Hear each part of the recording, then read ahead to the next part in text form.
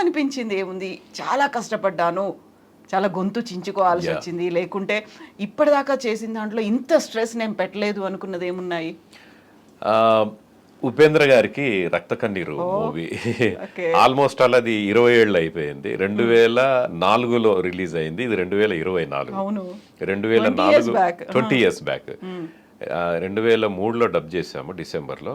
Release అయ్యేసరికి 2004 ఫిబ్రవరిలో. నాకు అది గ్రేట్ ఎక్స్పీరియన్స్. దేవి థియేటర్లో రిలీజ్ అయింది. నాది లీప్ ఇయర్, 4 ఇయర్స్కి ఒకసారి వస్తుంది. My birthday celebrated there థియేటర్లోనే.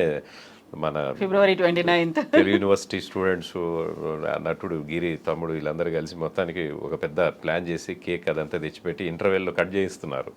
మేమంతా ఫ్యామిలీ మెంబర్స్ అంతా చాలా మంది, మేము ఒక 20 మంది దాకా వెళ్ళాం.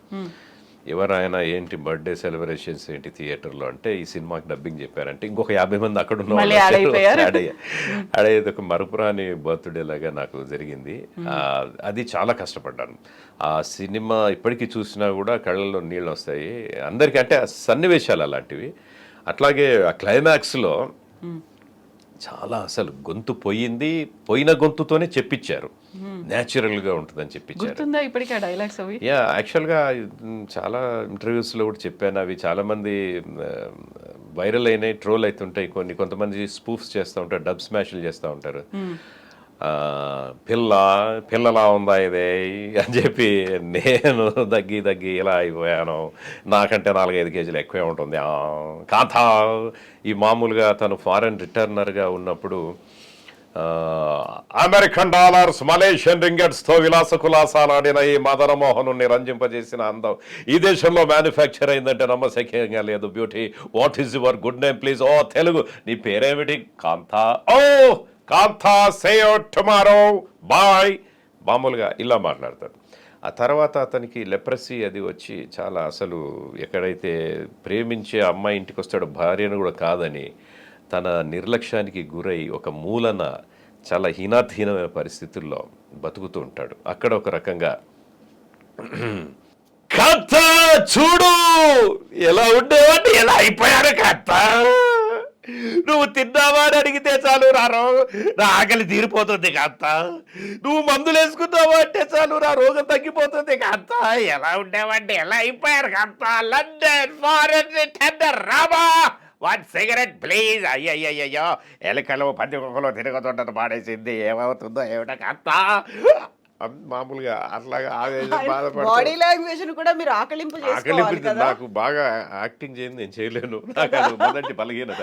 మామూలుగా కూర్చొని అలా సింపుల్ గా సైలెంట్ గా చెప్పేసుకుని పోవాలంటే కాదు. ఇలాంటివి చాలా కష్టపడాలి. మైక్ ముందు వాళ్ళు అంత చేస్తే మనం అందులో కొద్దిగా అయినా చేస్తే తప్ప అప్పుడు అది నాకు అలవాట్లేదు. కొంతమంది స్టడీగా చెప్తారు, కథలు కూడా చెప్తారు. ఒక్కోసారి ఇలాగా కాళ్ళు చేతులు విదిల్చి మైకుల్ని తన్ని తిట్లు తిన్న సందర్భాలు కూడా ఉన్నాయి స్టార్టింగ్ లో. అలా చెప్పండి, డామేజ్ చేయకండి. అదే what you are doing nonsense in front of mic. నువ్వు చేయాలి యాక్టింగ్ కాదు, ఇక్కడ చేయాల్సింది డబ్బింగ్. నువ్వేమైనా యాక్టర్వా? యాక్టింగ్ చేసేటప్పుడు అవన్నీ అక్కడ రా, ఇక్కడ మామూలుగా స్టడీ ఉండాలని మా సీనియర్స్ అన్ని చెప్పేవాళ్ళు. ఎందుకంటే మైక్స్ చాలా వాల్యుబుల్ మైక్స్ ఉంటాయి.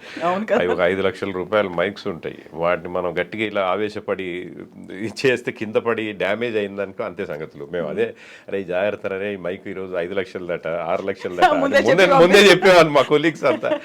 అప్పుడంతా ఒక పండగ వాతావరణం లాగా ఉండేది. ఒకప్పుడు మా డబ్బింగ్స్ ఒకే హాల్లో కూర్చొని దాదాపు ఒక 20-30 మంది వర్క్ చేసేవాళ్ళం.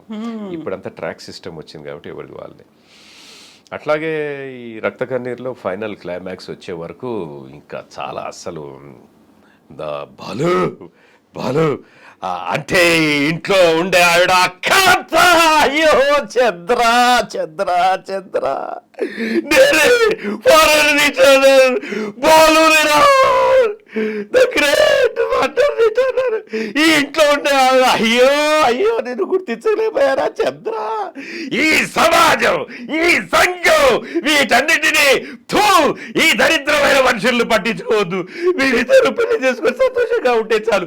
నా విగ్రహాన్ని ఊరు వాళ్ళ పెట్టించు బాలు. ఎందుకంటే ఇలాంటి ఒక చండాలుడు ఒకప్పుడు ఉండేవాడని కానీ భయంకరం అసలు ఇంకా Actually డైలాగ్స్ ఉపేంద్ర అనగానే ఒక ఎక్స్ట్రీమ్ యాక్టింగ్ అనేది అంతా Yeah, అందులో right, కనిపిస్తుంది కదా, మామూలుగా సింపుల్ గా కూర్చొని సింగిల్ గా అలా వెళ్ళిపోయినట్టుగా ఉండదు కదా. ఉండదు. సో బాడీ లాంగ్వేజ్ దగ్గర బాడీ నుంచి లాంగ్వేజ్ దగ్గర మొత్తం. నుంచి అసలు ఏమన్నారు ఉపేంద్ర గారి దగ్గర నుంచి వచ్చిన రియాక్షన్ ఏంటి?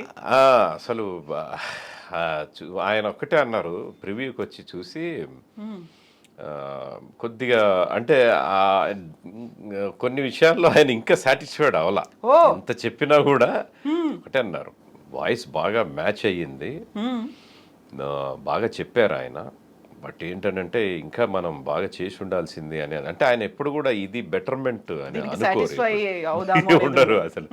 ఆ తర్వాత ఆఫ్టర్ 20 years ఇప్పుడు యూ అండ్ ఐ ఉపేంద్ర గారి సినిమాకి మళ్ళీ చెప్తున్నాను. మధ్యలో యాక్చువల్గా శ్రీనివాస్ మూర్తి గారు ఆయనకు చాలా సినిమాలు చేశారు. స్టార్టింగ్ షూ కానీ ఉపేంద్ర ఇవన్నీ ఆయనే చేశారు.